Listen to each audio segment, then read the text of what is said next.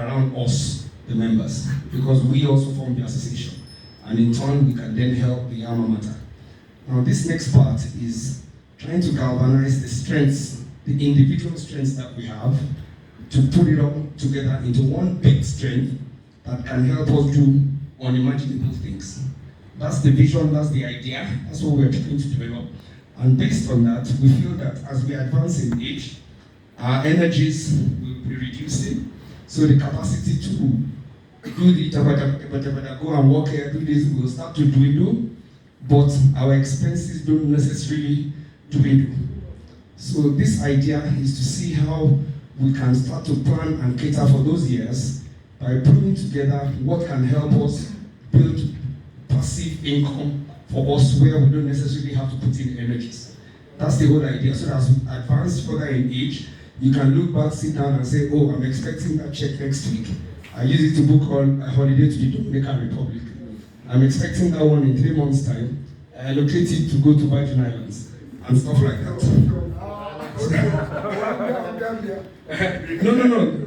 Then I assume you will already be living in Rwanda.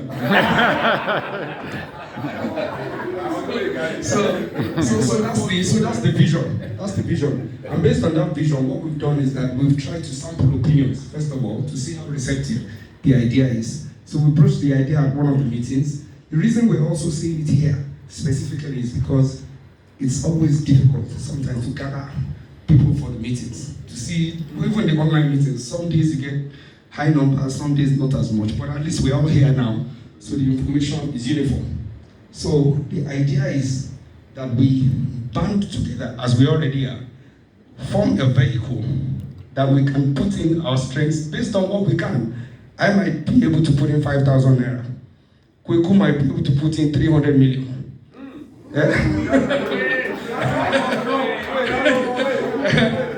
Shodi might say, look, I'm being modest, I have 2 billion.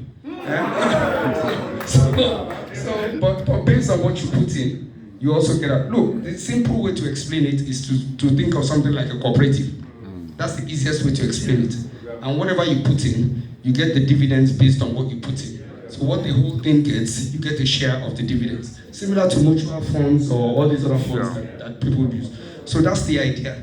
So the idea is that we explore that opportunity. We have, okay, let me carry on. So we did random sampling of the information. We put it up during the EXCO meeting, and there was no one person that said no. Everyone on the EXCO said yes. Now, we approached it at one of the meetings where I think we were maybe 17 or so, and we got 17 yeses that I would like to be a part of it. Now we're approaching it here as a final hurdle, or not hurdle, final step before we actually take it forward. What we've done is that we've identified people within us who have capacities and strengths that we can rely on to help develop it. Because I think it's unimaginable.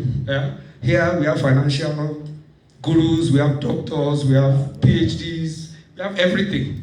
So within us, a group of people that we've identified will start up the idea and come up with a framework of what they think, how we can set it up. And based on that, they will report back to us, and then we will discuss on those ideas. Put in little here, take this one out, add one to it. Somebody else has a better opinion on something, we join it in, and based on that, we will ultimately help develop what we think can work for all of us. And based on that, we can start to explore all these limitless opportunities. The advantage which I was asking that lady was that what seems seemingly impossible to most of us when she was broaching all those ideas, oh, you have to bring 500 million or 100 million, you would not believe how quickly and how simple and easy it will be once you band together. I've seen it work. Look, I used to work with Shell. I use this as an example. I used to work with Shell. And Shell, we didn't have the staff, we're disjointed. I want to do this, you want to buy a car, you struggle, you go to the bank, they are saying all sorts of things. Go and bring this, go and bring your grandmother's certificate, bring that. Ultimately, we decided to form a cooperative. The minute we formed a cooperative, it becomes impossible to stop how much the cooperative could afford. Shell, the company we worked for, used to borrow money from us to run their operations. And at that time, 20 years ago, savings that we had in Shell, we were getting as high as 30% returns on savings, just monies you put away at the end of the year. So it's unimaginable. The point is, there has to be many ingredients. That's the sweet part. The hard part is doing the work. There are a lot of things that have to be there. There's integrity, there's trust, there's experience, there's knowledge, there's capacity. We can put many English, there's many that we can add to it, but all that have to be there. But in this room, I can tell you, all that we can pick it all from in here. That's what I believe, and that's the vision. So the idea is, if we all agree that we're interested, the first set of 6 people that we've identified will go and think through this, and they will come up with a simple framework. In terms of reference, very simple. How do you think? Last time we discussed it, somebody said, do I want to invest in Nigeria? I said, no, this is not about investing in Nigeria. It can be anywhere. Now we're in Rwanda. We're talking about Rwanda. So investments can be anywhere. It can be in anywhere. It can be in the UK, it can be in the Americas, it can be in Japan, it can be in China, it can be in Rwanda, it can be in Ghana, anyway. So that we don't leave quick up. Sorry, you have a question or a comment? Oh, you want to buttress what I'm saying? Now? Okay, go ahead, just Sorry, Chairman. I just wanted to buttress what our able and capable chairman is saying. If you look at it in terms of raw numbers, yesterday I just sat down and I was looking at the numbers. In this trip is an 84 million naira trip. That is just airfares and some accommodation. When you add logistics to it and you add enjoyment, entertainment, you know what I mean? Entertainment. Okay. Now, when we add that to it, that is another 40 million. So that is 120 million. And like what we always say, right? Anything starts with the first step. Okay? Also, to digress a bit from what the chairman is saying, this is investment. Planning your retirement, to invest anywhere in the world. When they were saying it, we discussed it, and someone said, "Oh, do we really want to invest in Nigeria?" And I said to them that, look, plenty currency is plenty currency. Yep. We're in Nigeria. It doesn't mean plenty naira is $20, regardless of the way you look at it. And investment is investment.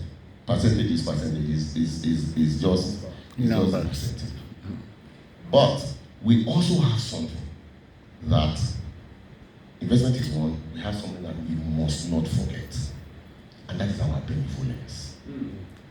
That is our benevolence. You see, our benevolence. Sorry that I'm digressing. Our benevolence has become slightly or grossly now inadequate because of what the situation of the country is. I tell you, right, as we have men of rank and affluence among us here, so also do we have our mates who cannot even eat. They can't even survive. And that's because of life calamities. So because of that, we set up the benevolence fund. And in Nigeria, the vice chairman of our association is always the chairman of the benevolence committee. So that it's just for assistance and co. But now, we can't even 100,000 naira that we say, it has become inadequate.